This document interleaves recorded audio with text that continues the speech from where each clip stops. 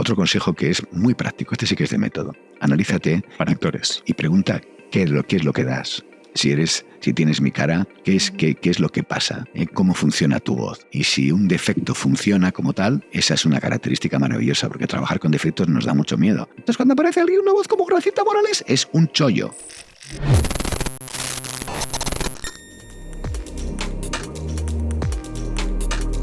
Bienvenido, Imanol, y muchas gracias por estar aquí. Muchas gracias a vosotros por esta invitación. Yo creo que Imanol no necesita presentación, lo conocemos ya todos.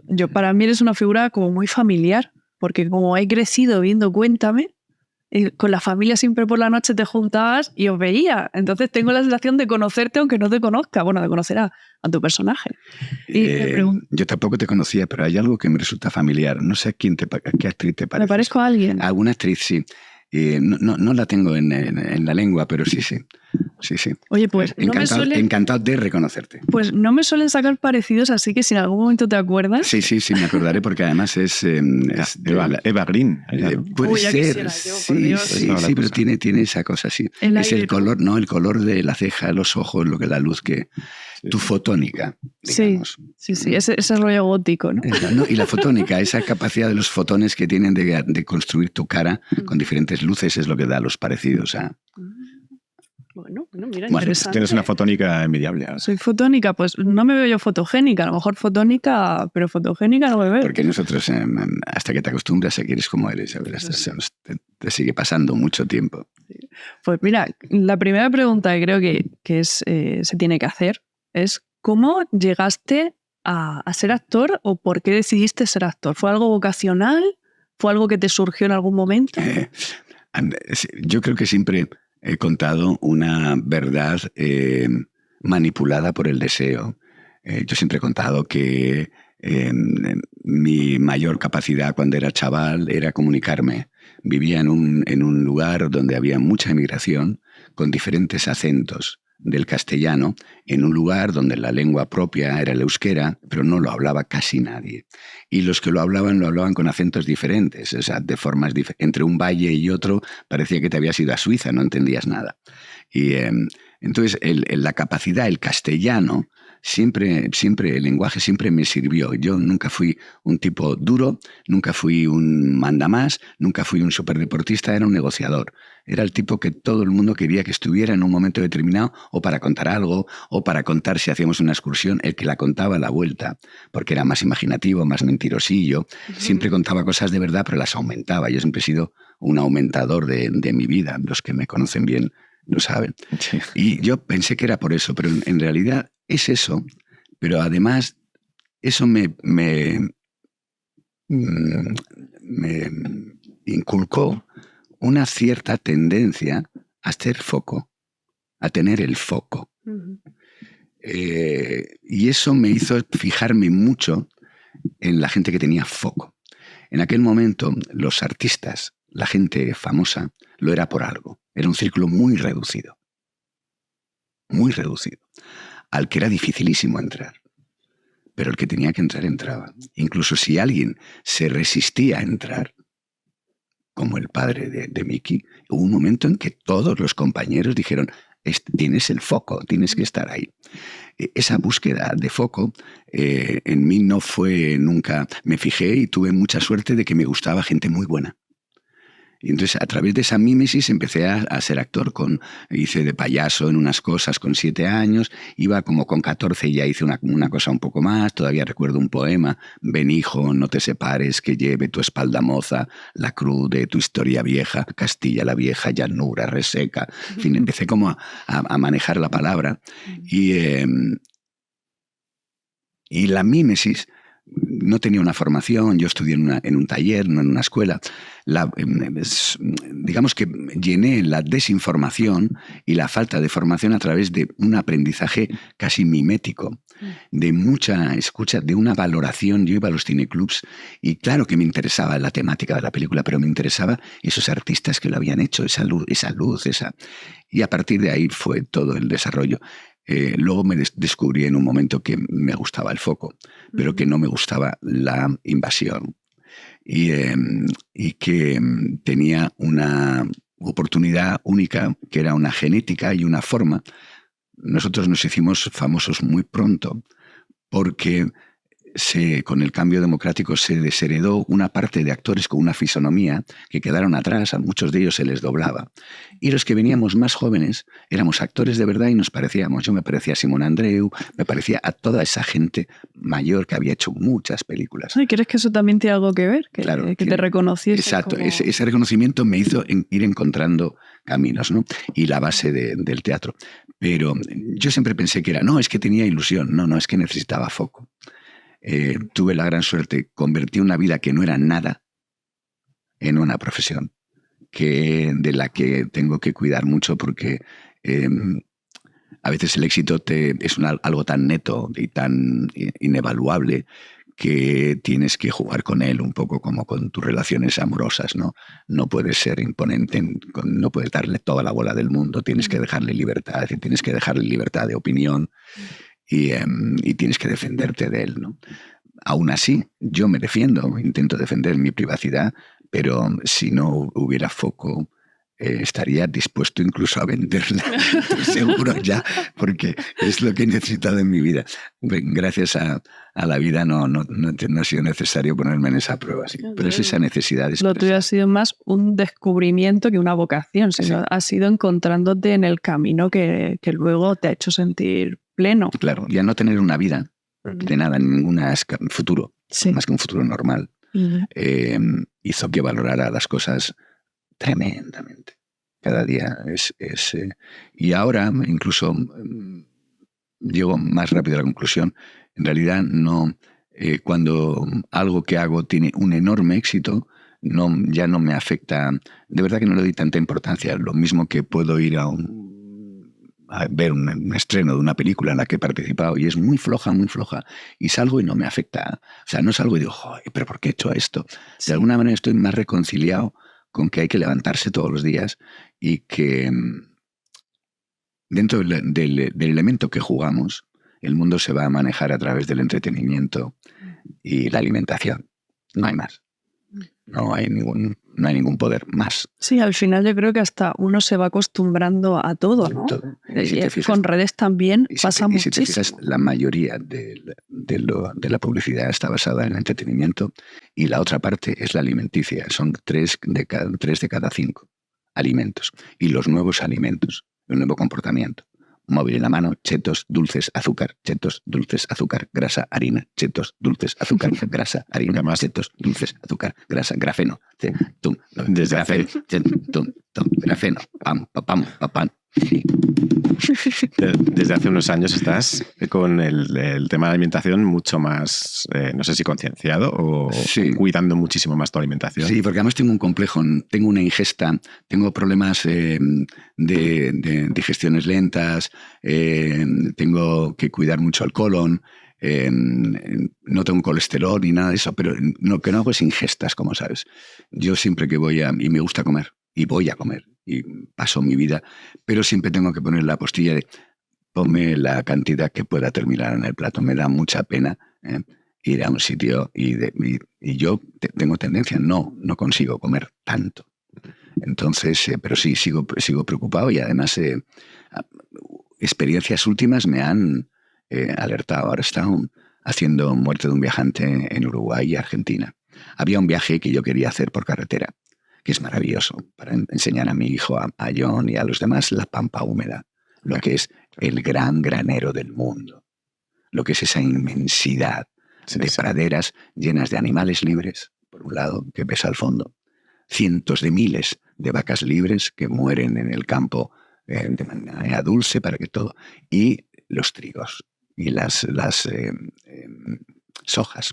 El trigo, últimamente veía un nuevo tipo de trigo transgénico que se está produciendo. La gente se está concienciando mucho ahora con el tema de alimentación, Sí, dietas que sí, keto. O sea que... Me ha sorprendido mucho. Yo no había estado en Los Ángeles nunca. Y la última vez que estuve en Nueva York no recuerdo esto. Yo estaba en el condado de Orange. Es un condado cultural donde hay grandes empresas que tienen toda una forma de vida de los que ellos piensan que se van a salvar, que tienen que salvarse, que es gente con una capacidad productiva desde su casa, desde las oficinas, muy así, y al lado todo un mundo de, por ejemplo, en el condado de Orange hay uno de los teatros de ópera más importantes de Estados Unidos, hay un teatro de musical donde estaban haciendo el gran montaje del Fantasma de la Ópera, o sea, todo un mundo cultural para la clase privilegiada, que son los conectados, ¿no? Bueno, pues en ese contexto, yo estaba en un hotel que se llama Portfolio, que es un hotel para artistas. De repente salía con mi hijo y salían 40 chavalas, chicas del ballet, todas, papá, mi hijo que no entendía nada, digo, son bailarinas, no ves cómo andan, estos son cantantes, no ves cómo van, ves con los que llevan instrumentos, era todo un mundo así. En ese mundo de Chelsea, porque además es un sitio verde, Sí. unas comidas, yo un día le digo a mi hijo, o ya no entiendo nada de inglés, o esto que pone aquí no es esto, ¿verdad, hijo? Healthcare. Y decía, todos los alimentos sustraídos de la tierra que usted come aquí tienen enormes productos tóxicos derivados de su cultivo. Punto. El pescado que no sea de la bahía ecuatoriana, Front, no sé qué, que es la Bahía Verde. Yo hice un anuncio para una cosa de atún que venía de allí, son de atún. Toda la bahía de San Diego y tal tiene altos índices de mercurio. Punto. La F-Zato-Plata, no sé qué, americana, le asegura que la cantidad que le ponen en el hotel llega al límite, no pasa el límite peligroso. O sea, que le están envenenando de una manera como el tabaco. Sí. Es la primera vez que veo eso y luego entrar en la Universal con un fast track, porque como íbamos con la CNN, te ponen una pulsera y tú vas por el lateral y ves una entrada ancha como de 250 metros con cientos de miles de personas, todas con 120 kilos para arriba. Y la mayoría jóvenes sentados en sillas de ruedas. Cuando intenté comer en ese parque algo, no conseguía nada que no fuera harina. Había una pata de pavo de 1 kilo que rostiza. Va comiéndola. Qué contraste, todos ¿no? son gofres, todos son... Y ya en un momento determinado había un chico, la única persona que me reconoció, hola, Imanol, no sé qué, come por aquí. Digo, oye, ¿dónde puedo comer algo que no sea aquí en este parque? Porque es que yo como poco, pero ya me voy a deshidratar. No, había unos... Y me dice, hay un Starbucks. Starbucks. Bueno, como si hubieran dicho, tengo la huerta de Felipe. Voy al Starbucks y sí. Dieta mediterránea. Lo más sano que había en el Starbucks era un croissant de mantequilla, que estaba bien, con una loncha de jamón o pavo y una cosa verde como una rúcula muy rica. Bueno, pues me tomé 2 cacharros de esos a la razón de $8 cada bollito. Y es lo que se podía comer, ¿no? Entonces sí, estoy preocupado con todo esto que viene. Esto va a cuento con la pregunta que te iba a hacer ahora. Te iba a preguntar Esto cuáles tiene mucha son... edición, porque si no hacemos 4 programas. No, me encanta. No. Sí, pues mira, te iba a preguntar. Viene una entrevista que decías que te gustaba mucho hablar. No. Y te iba a preguntar cuáles son los temas o cuál es un tema del que puedas estar hablando horas y horas y qué temas son los que sueles evitar. Bueno, de la alimentación podrías estar hablando ahora. Sí. Ahora vivo solo. Bueno, vivo con mi hijo Dani, pero es como vivir solo. Quiere decir que me confronta con mi hijo. Tengo una relación de amigo que es la mejor manera. Y entra, sale. Y no sé exactamente qué come, por ejemplo. Es un misterio. Creo que cereales con leche única. Todo el tiempo, sí, ¿verdad? Exclusivamente. Yo no quiero caer en esa, sí. Y de vez en cuando vicio. Sí, a un chocolate. Tal. Y a la hamburguesa esa que le gusta a él. Ah, la de vicio. Que está llena de cosas. Bueno, vivo solo y entonces en casa hablo muy poco. Estoy mucho tiempo en silencio. Eso me ha metido también en otro tipo de... Con lo cual, cuando salgo, soy como los toros de Jandilla. Esto antes se decía que había unos toros que tenían una personalidad muy fuerte y que estar delante de esos toros no era ninguna tontería. Pues esto es igual. Salgo y me pongo a hablar. ¿De qué temas hablo últimamente? Últimamente tengo una especial preocupación en dar valor a la palabra creativa. Es decir, a través de mi meditación, de soportar algunos momentos de mi vida en que parecían que eran claves definitorios y finales, problemas con la justicia económica que ha habido que aclarar durante mucho tiempo. En todo ese proceso yo entré en una etapa de aislarme un poco del foco. Es decir, ahí el foco lo que me mostraba es que crees que todo el mundo está desde por la mañana leyendo tus cosas. No, déjate de... Y a partir de ahí he empezado a desarrollar la parte curativa que tiene eso, sin ser muy pedante, la parte de verdad. Sí. Me gusta hablar del estado de las personas con una particularidad, que es que yo creo que todos los seres humanos conocemos la verdad, pero no la soportamos. No nos tienen engañados, nos tienen acojonados. Es decir, conocemos la verdad es muy evidente, la trampa, todo. La manipulación, la mentira, que el dinero no existe, que es toda una trampa. Pero nos creamos una serie de ficciones compartidas que nos dan un poco de equilibrio y que nos permiten en la soledad salirte de la ficción, como el personaje extra ese de la serie de Office, que sale y habla y dice, bueno, a pesar de que yo estoy aguantando, vaya, ¿sabes? Bueno, pues eso tiene una parte posible que es, ya no es la época, yo viví una época en la que se confrontaba, era una época casi anarquista, analógica. Esa ha sido mi educación y esos han sido mis maestros, mis compañeros, donde la palabra no solamente tenía un valor que traspasaba el tiempo y llegaba hasta altas horas de la noche. La palabra era curativa, era amistosa o era pendenciera, tenía un criterio. Entonces, ahora me gusta hablar de eso, me gusta hablar de la conjunción. No me meto con temas que tengan que ver con manipulación política y eslogan, ni con sentimientos políticos. Hay una serie de sentimientos como el nacionalismo, sea independentista o no, siempre que sea pacífico. A mí, yo no hablo de eso. Tengo un enorme respeto y no comparto muchas cosas, pero el sentimiento de la gente, no sé cómo se traslada eso a la realidad. Es verdad. No lo sé cómo se hace. Eso me lleva a pensar que parece que cada vez nos cuesta más esa parte de confrontar, que es lo que hace también las relaciones reales. Porque tenemos relaciones tan virtuales a través de las redes, ahora nos vemos más por el chat a veces que en persona. Y como tú dices antes, era más anarquista, era más personal, y estaba esa parte de la palabra de decir lo que no se podía decir a veces, de tener relaciones más reales. Yo tengo la impresión de que ahora hay relaciones más virtuales. Yo voy a trabajar en un proyecto sobre eso largo. ¿Ah, sí? Sí, hay una, voy a hacer un pequeño así, hay una pieza clásica, un concepto, lo mismo que hay un concepto shakespeariano, un concepto de Miller, del teatro, hay un concepto que es Bergman, que desarrolló una parte muy importante en aquel momento, de forma muy sencilla pero magistral, de lo que eran las relaciones matrimoniales, después del matrimonio, incluso durante el matrimonio y después, ¿no? La serie de conversaciones que entonces versaban de, sí, porque aquel día cuando fuimos a... ¿Dónde estabas aquel sábado? Que dijiste que te habías ido con Miki. No, pero Miki estaba conmigo.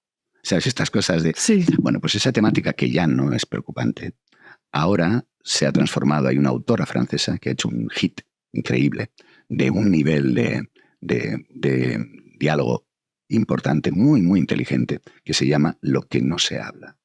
Entonces, ahora las escenas de matrimonio ya no son ¿qué hiciste aquel verano?, sino ¿cómo has hecho eso? Lo que le has dicho a mi madre, pero tú estás loca. Y dice, no le he dicho nada. ¿Cómo que no? ¿Las ha bofeteado la cara? Y dice, no, hombre, no, es una torta. ¿Una torta? ¿Te parece una torta? No, es una torta de chocolate. Dice, ya, pero es que llevo 50 años que todos los domingos mi madre me hace una torta de chocolate. Y nunca nos ha preguntado si nos gusta, porque supone que nos gusta. Y tú vas y le dices que está mala. O sea, has destrozado. Y dice ya, no, solamente he dicho que está seca. ¡Peor! O sea, estas cosas que no se dicen, ¿no? Sí. O tienes una amiga que tiene VIH, no contagia, y entonces le dice al marido, estos son personas mayores, de mi edad. Sí. No sé qué le pasa a Pilar, chica, que le abandonan todos los hombres. Y dice el tipo, hombre, que la verdad es que el muñequito tiene, ¿sabes? Bueno, pues ese tipo de conversaciones de lo que no se habla porque no se confronta así. Y la impunidad o las redes lo que hacen es, y además está bien premeditado, es establecer el contacto a través de la distinción. Por lo tanto, se crean en haters. El odio es un elemento de comunicación, es un elemento de posicionamiento muy fuerte. A lo mejor una opinión complaciente, pero muy inteligente, no tiene tanto foco como entrar y destrozar, ¿no? Me interesa mucho menos, no tengo ese tipo de herramientas, por ejemplo, no sé usarlas. Y además creo que he tenido suerte porque al no tenerlas, yo he debido tener momentos en Twitter de si no lo sabes eso, de creerte que realmente estás acabado, aunque no sea así. Sí. No lo he leído y no tengo eso. Tengo una tontería de Instagram que además no paso de 64.000 seguidores, quiere decir que cosas mías posando hay pocas. Sí. Todo es de teatro y entonces ella ya sabe que tienes un límite. Ahora la gente se ha vuelto muy actriz y actores porque todo el mundo finge en Instagram Bueno, una vida diferente. Es que antes de la inteligencia artificial y del problema de los derechos y de crear derechos, conozco ya casos concretos, un caso concreto. Antes de eso, ya las redes empezaron a... Dentro del show, del entretenimiento, está la fabulación sobre la vida que no tienes, porque está dentro de un círculo que todo es igual. Y ya se empezó a hacer ese tipo de cosas. Yo recuerdo una aplicación que a mí me sorprendía porque además compañeros actores la utilizaban. Y yo decía, es tan evidente que era... cogían 14 segundos, que es lo permitido de una película, cantando bajo la lluvia. Y te permitían poner tu cara, pero con la voz de él y hacer el movimiento. ¿Con eso qué consistían? Se rompían todos los derechos de la cadena de derechos y generaban lo que se llamaba un derecho cautivo que no existe, que es lo siguiente. Los derechos sobre la película es la cesión de 14 segundos, no tiene derechos. Bien, los derechos de Gene Kelly, como tu cara es la tuya, ya no tiene los derechos él, pero tú no tienes derechos porque no perteneces, con lo cual se disipa eso. Y entonces eran piezas de 15 segundos que ya premeditaban el TikTok, con las que tú podías hacer cantando bajo la lluvia solo con una escena. Y la aplicación era tan buena que la inserción en el cuello era muy buena. Y yo dije, esto es tremendo, están borrando. Ahora lo que rompe más los derechos es que la gente joven tiene una enorme facilidad de concretar imágenes. Yo creo que, no sé si el grafeno, pero sí la educación nos ha ido haciendo que tengamos una capacidad y se ven una escena en TikTok en vez de ver una serie de 1 hora, ven 6 TikTok de las partes importantes. Amazon, por ejemplo, ya ha calculado cuántos TikTok tiene Cuéntame. Es el negocio del siglo. Ah, sí. Por la cantidad, 400 capítulos. Claro. 500 horas de material y escenas míticas con frases míticas que quedan en el recuerdo. No es que sea una cosa moderna, no, es una cosa conceptual. Sí. Eso hace que la valoración de lo inmediato y de las redes sea un juego que hay que jugar de una manera novedosa para no caer en existe la posibilidad y no caer en el juego ese. Pues si te parece, Mike, a ver qué tienes preparado tú. Bueno, a ver, yo hace no mucho, hace un año o así, fui a ver El coronel no tiene quien le escriba y Muerte de un viajante, que por cierto son... tenéis que ir todos a verla porque son... Bueno, El coronel ya no está, pero Muerte sigue, ¿no? Sí, estamos en el Infante Isabel. Y, bueno, maravillosas obras. Y estaba pensando, había encontrado una cierta relación entre el coronel y Willy Loman, que eran, bueno, son personajes que antaño fueron como muy fuertes, muy masculinos, muy fuertes, y con el tiempo, bueno, pues se van volviendo más frágiles y más vulnerables, y me llamó un poco la atención saber si habías elegido esos personajes o la historia, o si han tenido que ver, si has compartido un poco el aprendizaje del coronel con Willy Loman. Son muy emotivos ambos, en un sentido muy parecido. Hace unos años empecé a pensar en la figura del padre como elemento dramático, por la edad que tenía y porque he hecho un padre durante 20 años y que era un padre de una forma y que representaba una época, pero que era un padre limitado, ¿no? Y sí es verdad que hay una opción por ese tipo de personajes. Y lo que noto es que no aprecio tanto cuando tienen buen nivel, pero son melodramáticos, tanto como cuando son trágicos, cuando el dibujo es de una manera directa. Muerte de un viajante ha sido toda una pretensión, además, dentro del desarrollo de la obra. La obra se estrenó en el 48 con un éxito brutal. Era una obra naturalista, duraba 3 horas, había habitaciones, subían, bajaban, bebían. Y todo el mundo dijo que era un gran éxito y que era un melodrama. Miller se empeñaba en que no era un melodrama. Miller tenía mucha más profundidad. Decía, es una tragedia, es una tragedia. Y ya cansado de tanto, después de tener otro éxito con Bendit en Nueva York, pidió permiso al gobierno de Mao y se fue a China. Y Mao se lo concedió. Y hay un libro maravilloso que se llama Miller en Beijing.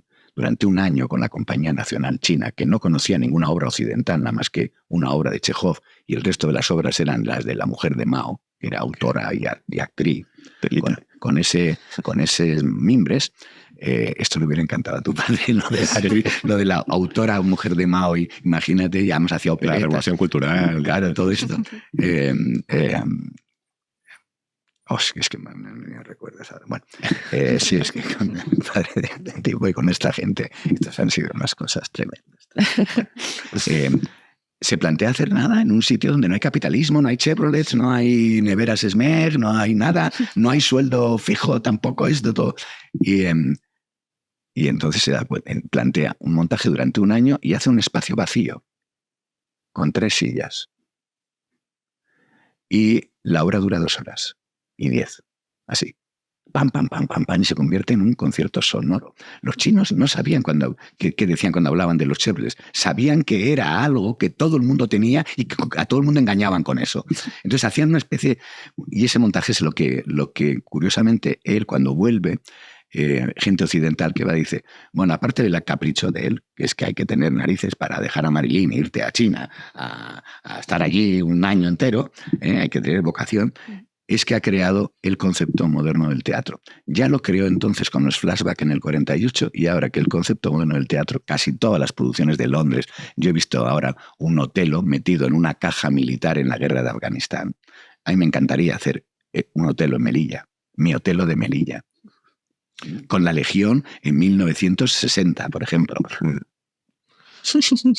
Ese tipo de transformaciones para que la obra tenga... el teatro vuelva a tener... Pasamos por un momento de grandes espacios de producción y los musicales lo tienen. El teatro tiene que volver a la palabra, a la fuerza de la palabra. Y cuando la palabra, yo hago ese espectáculo igual que en Beijing, 4 paredes, una proyección que además no es virtuosa, es bastante simple, y 4 sillas, y un tubo, y unas zapatillas. Es conceptual ya, ¿no? Claro. Teatro. Sí. Entonces sí creo en la sanación de la palabra, de verdad que la palabra construye. Luego hay muchas aplicaciones para otro día hablar. Es verdad que los científicos nos han ayudado mucho. Los últimos Nobel con respecto a lo cuántico hablan de la emoción como un estado que es tan potente como el Big Bang, es muy parecido a la resonancia que tiene y que es creativa, y que la emoción crea cosas. Es decir, que las cosas no se crean porque sí. La fuerza de la naturaleza, la fuerza de la emocional, crea cosas. Entonces, yo creo de una manera simple, no voy a crear un edificio, pero sí voy a crear al menos un entorno en el que el tiempo que me quede de vida sea consciente de dónde estoy y sobre todo quiero aprender y llegar y marcharme aprendido, porque si no, allí donde vamos, que debe ser una cosa muy plácida, hay que ir aprendido un poquito. Mira, la importancia de la palabra ya lo dicen desde los grandes relatos sagrados, ¿no? El principio era el verbo y la palabra es la creadora. Lo acabas de decir, está muy bien, sí, eso es. Pues hablando de lugares plácidos, tenemos un audio de alguien que conoces que quiere hacerte una pregunta a distancia. A ver si escucháis. Esto es un poco precario, pero ya lo iremos cogiendo un poquito del punto. ¿Ves? Hola, Ita, ¿qué tal? ¿Cómo estás? Pues nada, me paso aquí porque los amigos y amigas del refugio me han pedido que pensara en una pregunta. Y bueno, pensando un poco en nuestra relación de padre-hijo real y en nuestra relación de padre-hijo ficticio, pues me parece muy interesante, y lo hemos hablado alguna vez, ¿no? La peculiaridad, ¿no?, de esa relación entre padres e hijos, ¿no? Y cómo ha ido evolucionando con el tiempo, y estas frustraciones, estos sueños, aspiraciones de padres que se vuelcan sobre los hijos, ¿no? Y lo diferente que es la relación de Willy de Biff y cómo vive Willy el deporte de su hijo y que es el capitán del equipo, a cómo hemos vivido tú y yo, la libertad que me habéis dado, que me has dado siempre, cómo vivías tú, venir a verme a mí a las 8 de la mañana en los partidos siendo el capitán, o sea, situaciones muy parecidas pero con un sentimiento y una forma de hacer muy diferente, ¿no? Y Incluso recuerdo en las pruebas del AFE que un padre le pegó una bofetada a su hijo porque no estaba jugando bien y lo helado que nos dejó todo eso. Y bueno, hablar un poco de eso, de esta relación tan peculiar entre padres e hijos, ¿no? Y pues cotejándola un poco con Willy, con Viv, contigo, conmigo, incluso con el Aitite, contigo, ¿no? Cómo ha ido evolucionando en el tiempo, pero cómo de especial es esa relación y a veces lo peligroso que son esas aspiraciones volcadas sobre los hijos. Bueno, un beso. ¿Te suena? John es mi tesoro, es un tesoro. Mira, hijo, yo no tenía una vida, es decir, yo hice una vida de la nada. Y parte de la vida que me ha dado la vida es aprender con mis hijos. Mis hijos se han educado exquisitamente. Tienen una madre en ese aspecto preocupada, una madre muy... Habéis tenido madres que no han querido zotes, ni guapos, ni aunque lo fueran. No era, nunca fue. Y eso me ha ayudado muchísimo a crecer yo y a construir un padre que yo no hubiera sabido ser tampoco. Y a no menospreciar la parte que me tocó de mi padre, que era otra época, que era Antonio Alcántara. O sea, mi padre era Antonio Alcántara. Sí, totalmente. A Tite, que le conocí yo también. Sí, era. Luego viendo Cuéntame, veía yo esos rasgos. Era un ego, era simpático, que quería caer bien, era esta cosa. Bueno, pues... Y a la hora de trabajar ha sido por eso elijo padre. Sí. Bueno, trabajar con John en un principio podía parecer que era un capricho. Yo creo que fue una parte fundamental para construir los problemas que yo tuve de construcción del personaje, que los tienes a veces, ¿no? Me precipité, empecé a ensayar demasiado pronto, sin tiempo, me agobiaba la fecha de estreno porque era Bilbao, en fin, hubo una serie de cosas, se retrasó el director con la pandemia, en fin. John fue la clave de la argumentación en la ayuda. Ha sido muy, muy, muy importante. Y luego yo digo que sí, es verdad que les he dado libertad, pero la libertad que se ganaban ellos también, es que tenían Y luego yo he sido un padre un poco pícaro en el mejor sentido de la palabra. Tenían una madre que incluso se ha retirado temporalmente, ha dejado de hacer cosas. Pastora era muy importante. Yo cuando conozco a Pastora, yo había hecho Anillos de Oro y me conocía a todo el mundo, pero es que a la que quería todo el mundo era ella. O sea, ¿fue en el UT2 o antes? No, fue en Anillos de Oro. Cuando yo vengo de Argentina, en el 84, me hace una entrevista a Pastora y yo ya yo me quedé esa noche en el estudio así, esperando a ver si venía otra entrevista. No, y lo que yo sí hacía era estar presente siempre. Hemos sido un poco titiriteros. Nos íbamos a Argentina a hacer Calígula durante un año con su madre. Pues John fue como 3 o 4 veces y estuvo mucho tiempo allí, y se integró allí, estudiaba allí, entró en la escuela de fútbol mejor del mundo, que es la de Marangoni. John es famoso en Argentina porque es uno de los especialistas de fútbol argentino más importantes que hay en el extranjero, es hincha internacional de River. Sí. Bueno, pues, ¿qué hacía yo? Que se lo llevaba allí, y cuando yo me iba a acostar con toda la compañía, porque tenía una casa muy grande alquilada para que viniera la compañía. Mi madre cocinaba, besugo a las 3 de la mañana, porque terminábamos la función a las 12. O sea, en fin, cuando yo me iba a acostar, se levantaba John y yo, hola, ¿qué tal, hijo? No sé qué, oye, qué bien. ¿A qué hora es el entrenamiento? En la escuela dice, a la 1, son las 8. Vale, yo me levanto a las 12, pum, le daba un besito, me acostaba, a las 12 me levantaba, le llevaba a Marangoni, y cuando volvía de Marangoni me volvía a acostar hasta a la hora de comer porque tenía teatro. Y eran 4 caricias nada más. Hacía que ejercía de un padre presente, pero la que se acostaba a la hora y se levantaba a la hora era su madre. Siempre ha sido así y no se ha producido problema. Y luego todo lo que era social, yo no, más que protegerlos, les ponía adelante. Vamos, que tú puedes y que... Sí, eso sí. ¿Te imaginaste alguna vez llegar a hacer la obra que has hecho ahora con John, haciendo de padre e hijo? ¿Alguna vez llegaste a imaginar que eso podría ocurrir? Era difícil, Miki, porque John, que era un actor natural y estudió de más chaval, luego... él intentó diferenciarse un poco cuando era más joven y estuvo en la música, estuvisteis mucho tiempo con la música. Y entonces en ese momento sí que se quitó un poco la idea. Y como Dani la incorporó más pequeño, porque Dani empezó haciendo el monaguillo ya en Cuéntame desde muy pequeño, y Dani sí es actor desde pequeño y es igual que yo, y ese, en fin, ese tiene esa marca.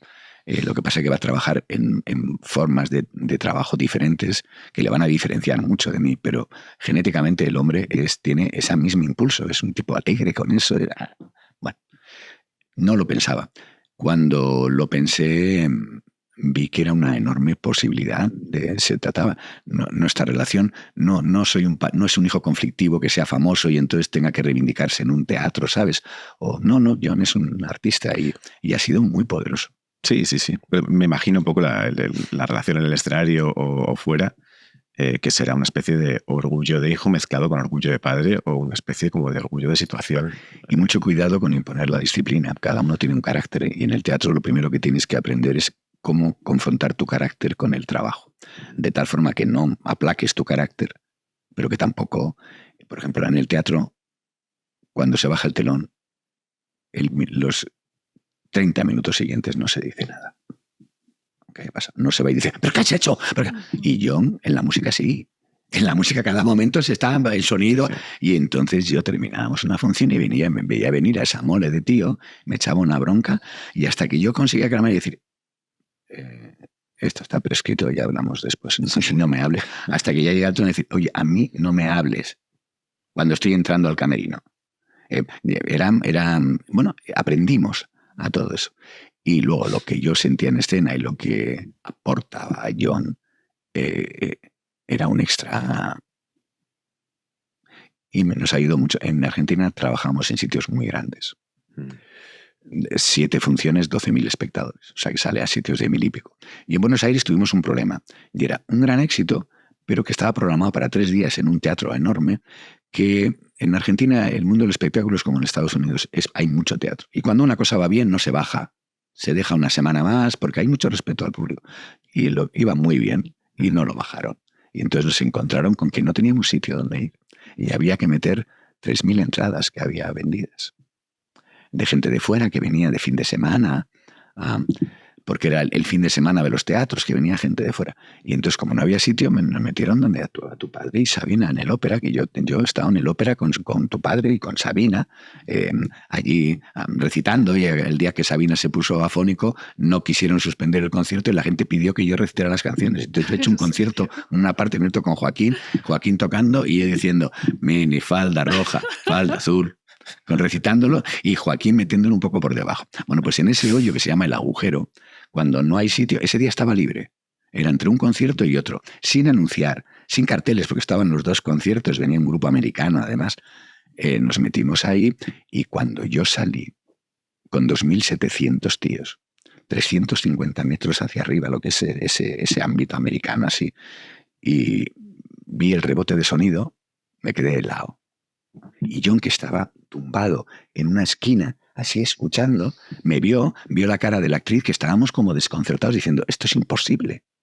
Salió y dijo, suena, te ha venido al rebote, suena, esto es rock and roll, dale, bom, bom, bom. Hicimos la función y toda la crítica en aquel momento estaba muy gracioso, que decían, hablaban de lo hermoso del montaje, de todo mil y tal, lo decían, actuación titánica, cómo producir un evento que ha salido mal, cómo hacer de eso una cosa titánica, o sea, que la gente estuvo de pie aplaudiendo rato, o sea, que llegábamos arriba. Ese tipo de cosas cuando te las da alguien cercano, un hijo sobre todo, es como que te ha ampliado la vida en algo nuevo, un nuevo conocimiento, algo que te permite, en eso Jones. Sí. Bueno, yo quería hablarte un poco también de un tema que te apasiona, que me han chivado que estás con un tema que te interesa mucho, que es el vino. Tenías antes Cepa 21 y ahora estás con Bruto, que me ha dicho un pajarillo que estás implicadísimo, que te vas a Jumilla, a las Coupage y nada, y quería que nos contaras un poquito. Yo siempre tuve... ¿De dónde viene esa pasión del vino? Y pues mira, viene porque algún día tengo que certificarlo. Me mandaron no hace mucho una foto. Yo era el hijo mayor de la familia. Estudiaba en la fábrica. Había una escuela profesional en la fábrica. Teníamos el mismo horario que los padres. 8 de la mañana a 12 del mediodía, primera tanda. A las 12 del mediodía los padres salían y chiquiteaban hasta las 12:15, siempre. Y los chavales jugábamos al fútbol al lado de los bares, en el frontón, todos haciendo trozos, menos los mayores. los mayores responsables, que éramos los mayores que más vinculación teníamos con los vascos. Mi familia no es vasca del todo, pero mi aita sí. Y entonces nosotros éramos de esa parte. Entonces yo era el mayor y yo no jugaba al fútbol. Yo subía rápidamente a casa, cogía una botella de 1,5 litros y bajaba a la bodega. Y en la bodega había 5 o 6 pellejos, así de cabra o de vaca, Sí. y con vinos de diferentes sitios de la Rioja Alavesa. Y en mi casa gustaba uno. No. Otro no. Un no. Era así. Y entonces tú ibas a dar eso, pedías el vino de casa y el de la bodega, como ya tenías 11, 10 años, te decía, ¿qué he cambiado el pellejo? Mira a ver si ese te ponía un poquito y tú me pegabas y decías, no, este no es. Este es el de Aro. Ese es el germen del paladar, ¿no? Entonces, bueno, me lo daba, yo subía la botella y cuando llegaba mi padre a las 12:15 ya estaba la botella en la mesa y yo sin sentarme en la mesa. Era muy ceremonioso, éramos obreros, gente, clase baja. Nos sentábamos todos en la mesa con el aita. Y el aita entonces se servía vino y te ponía un poco de vino con un poco de gaseosa la casera. Y ahí empiezas como, ese era el premio que te daban. Eso fue haciendo que yo tuviera una relación con el vino siempre. Y yo no he tomado otros alcoholes, no he sido de whiskies ni de vino, siempre. Y en un momento determinado, cuando pude, como todo artista, pues a unos les da por hacer tequila, a otros se me dio la posibilidad de invertir un dineral en un nuevo proyecto de bodega en Ribera y tuve Cepa 21 con la familia Moro. Sé que fue una experiencia estupenda que luego se lo vendí, pero tenía una parte importante. Necesité en un momento determinado limpiar cosas, incluso limpiar de mi lado gente que pudiera estar afectada de algo que no les correspondía. Y antes de eso tuve una experiencia y conocí a una bodega en Jumilla a través del programa de Un País para Comérselo en el homenaje a Paco Raval. Queríamos hacer un homenaje bebiéndonos una botella en 4 minutos hablando del Juanillo y luego tirarnos al coche. Y entonces yo había conocido una gran etiqueta de esa bodega y llamé a la bodega y nos mandó un motorista con las 2 botellas de 100 puntos Parker y nos tomamos una directamente en y luego nos fuimos a comer un bocadillo y tomamos la otra. Y ese día nos rodamos hasta por la noche. No, claro. Estábamos. Bueno, yo conozco la bodega y les pareció tan interesante lo que hablaba de la uva Monastrell y luego Antonio Alcántara hace vino de esa uva en Albacete y en Murcia también. Sí. Y un día me llamaron y me dijeron que si quería hacer un vino para ellos. Digo, ¿cómo que hacer un vino? Es una enorme bodega, es una bodega muy buena y grande, tiene varias bodegas en España, exporta. Digo, ¿cómo que un vino? Sí, el vino de Antonio Alcántara. Y decidimos así, bueno, junté un par de personas más y creamos Bruto. Bruto tiene ya 10 años, luego te paso la foto, porque ha habido... Bruto tiene además un elemento artístico. Bruto es un vino de uva Monastrell muy vieja, con la nueva vitificación. Es un vino que ha tenido 90 y tantos puntos desde la entrada. Está entre el 1% de su categoría en el mundo. No hay solamente un 1% de esa categoría. Tiene esa calidad. Ha sido un proyecto que sigo trabajando y en el que sí estoy involucrado en el sentido de que yo hago el CUPAS y yo me preocupo de que fincas nos aportan esa ayuda en eso. Y si hay que hacer un esfuerzo ¿sabes? Tener lo mejor para este vino. Y este año que hacemos el 10º aniversario, Bruto tiene una etiqueta que cambia cada año. Lo hace un artista, Ángel Aro, es mi amigo de papá, Javier de Juan, Ángel Aro, toda esa gente de la movida. Sí. Y es un molde que cambia todos los años, ¿no? Este es uno de los últimos y es un molde hecho con tinta china sobre un papel, pero verás. Y en este 10º aniversario, ver la colección de las 10 etiquetas es una barbaridad. Verás que cada uno Se puede poner luego. Sí, luego te lo paso. Veis que cada uno tiene, dentro de la figura del bruto, hay diferentes brutos. Hay brutos minerales, brutos de rock and roll, brutos... Bueno, pues este proyecto, al cumplir 10 años, hacemos una edición, aparte de las 34.000 botellas de esta, con la última etiqueta, que es esta, que yo le llamo la etiqueta del grafeno. Porque el bruto ha pasado, sí, el bruto representa, el bruto ha tenido la ceguera de la pandemia, el horror de que nos poníamos malos, y esto es que ya estamos tecnificados. O sea, el bruto se va. Bueno, pues había que hacer un proyecto. Y entonces mi socio, que es Jorge Martínez, un publicista solidario, tenía una gran empresa de publicidad y luego se dedicó a lo solidario. Fue el que hizo pastillas contra el dolor, 60 millones que recaudó en toda Europa con Javier. Y este hombre, de repente, va a Asturias y está haciendo un trabajo con un fotógrafo que es hijo del fotógrafo privado de Picasso, que le acompañó a Picasso toda la vida. Están viendo fotos, haciendo un trabajo. Y de repente le dice, ¿sabes qué? Mi padre estuvo en Jumilla. Yo tengo fotos de Jumilla, de mi padre y de gente. A ver, enséñamelas en blanco y negro.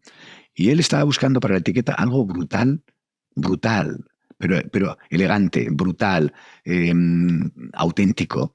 Y en medio de esa colección de fotos aparece una foto brutal. Y de esa foto ha salido la etiqueta de lo que será el 10º aniversario. Entonces, ¿qué es bruto?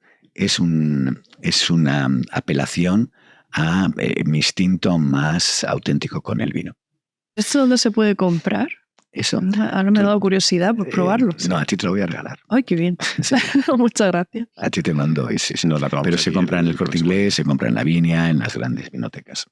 Y al ser 34.000 botellas, afecta mucho a la restauración. Es un vino muy... El grupo amazónico lo tienen todos. Es uno de los... Incluso en el italiano, el único vino español que tienen es este. Porque les gustó mucho. Pero sí, hay en tiendas.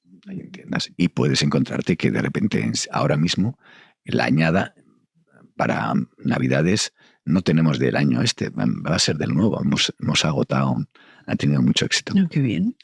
Pues hablando de vinos veteranos, tú supongo que ya eres consciente que eres actor veteranísimo en España y que, uno de los más respetados, y teniéndote aquí nos gustaría saber si tienes algún tipo de consejo para actores jóvenes que están empezando y que quieran comerse el mundo.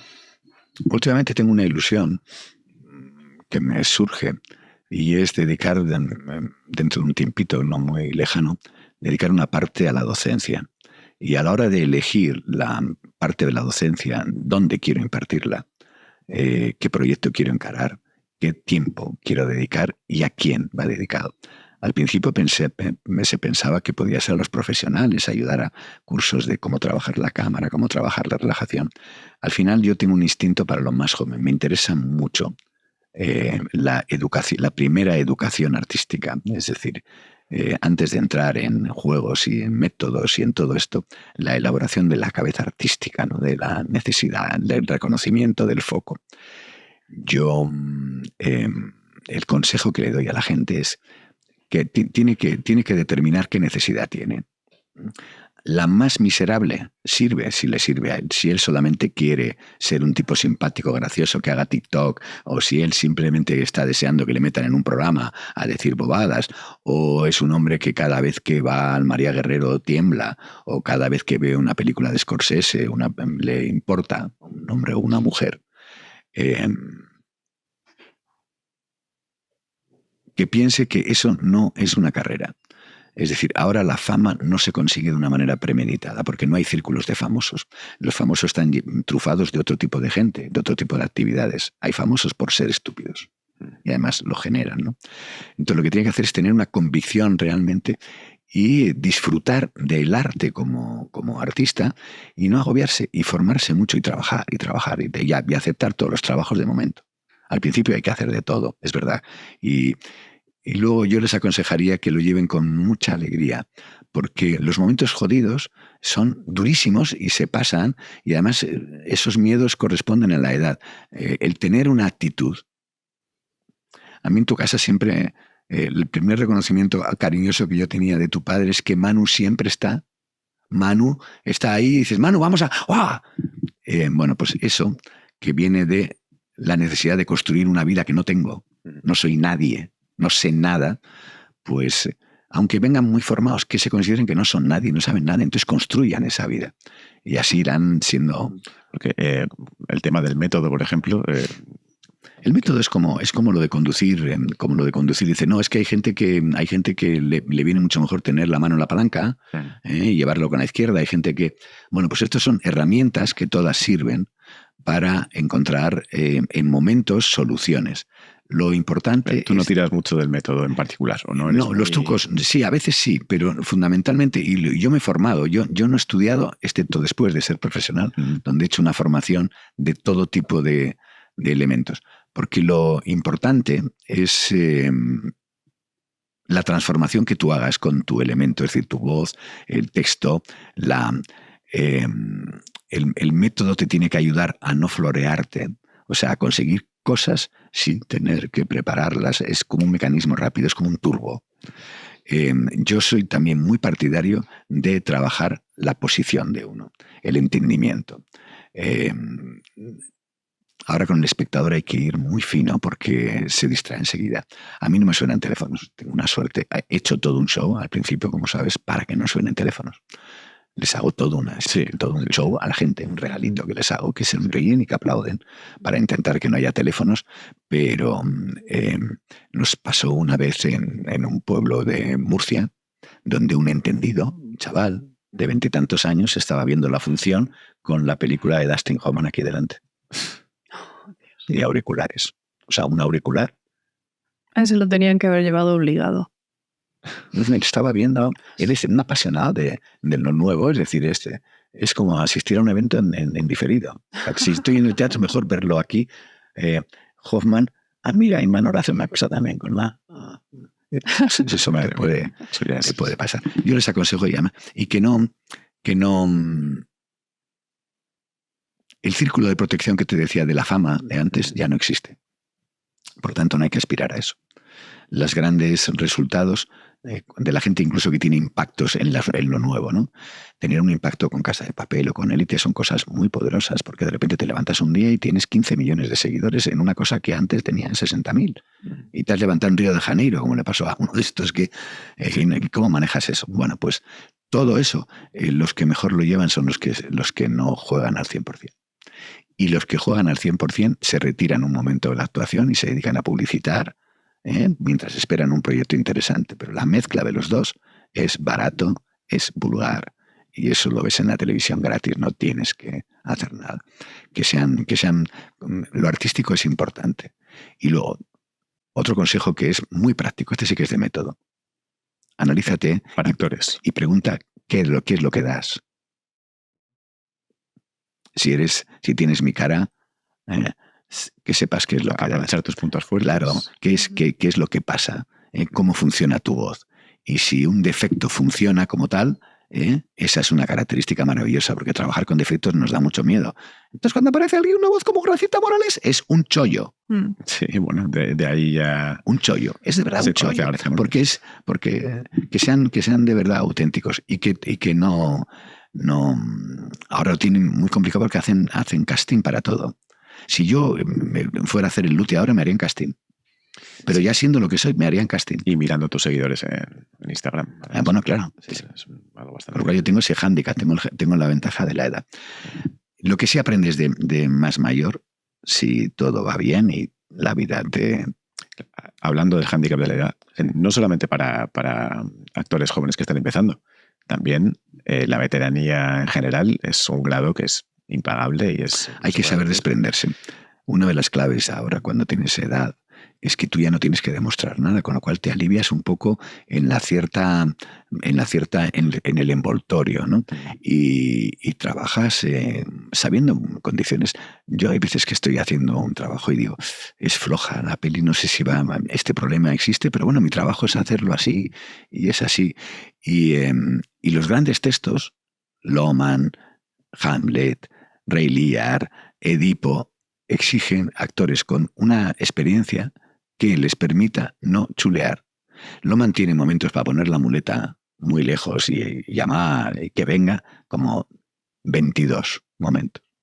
Hay que conseguir que esos 22 momentos no existan y entonces el espectador ve algo más allá de lo que es una simple representación. Porque no hay nadie que le empuje y le lleve el ritmo, entonces lo pones en un vacío y si no hay, Y yo eso es lo que intento y esa es la gran ventaja. Se puede, siendo más joven, empezar a desprenderte de ese tipo de cosas. Es importante también, y con eso termino, esto lo aprendí mucho de mis mayores, a apreciar y a no tener vergüenza en apreciar trabajos de la gente, pero de verdad. Y además ser magnánimo en eso, no ser muy cabrón y muy exigente, porque para eso están otros. Esta cosa de... Para eso está uno mismo. Incluso. Claro, incluso, eso es. Entonces es mejor observar, ¿no? Y la parte generacional es muy importante porque son lenguajes similares. Eso es no sentirte un extraño ni un privilegiado. Y a nosotros la restricción de jornada laboral no nos afecta. Claro. Pues nos vamos quedando sin tiempo, aunque ha sido un placer. El consejo que has dado me sirve también para otras profesiones, el ser consciente de tus puntos fuertes. Tu fotónica. Mi fotónica. Ser consciente del punto fuerte y saber para lo que vales y para lo que no. Incluso los defectos también, si los puedes potenciar, en alguna cosa te pueden salir bien. Claro. O sea, hay gente que, por ejemplo, todos quieren ser muy guapos, muy perfectos, y digo, bueno, mira, yo tengo los dientes así un poco para afuera, pero es mi personalidad, ¿no? Entonces, pues muchísimas gracias por haber venido. O sea que alguien ya te ha dicho que tienes una sonrisa. Me lo digo, yo me digo, tengo una sonrisa horrible porque tengo los dientecillos estos de vampiro. Sí. Pero me decían, ponte aparato. Y dije yo, pues mira, es lo que hay, ¿sabes? Es mi cara. Has acertado. Es mi cara, sí, ¿verdad? Sí, totalmente. Has acertado. Sí. Pues nada, de nuevo, muchas gracias por venir. Y... Bueno, muchas gracias, Manu. Un verdadero placer. Si me pregunta alguien, le aconsejaré. ¿Sí? Un vistazo. Y la botella de vino la espero, no se me olvida. Sí. El próximo podcast. Con la botella. Bueno, voy a despedir ya porque nos echan. Muchas gracias, chicos, por estar ahí y ya nos vemos en el próximo programa.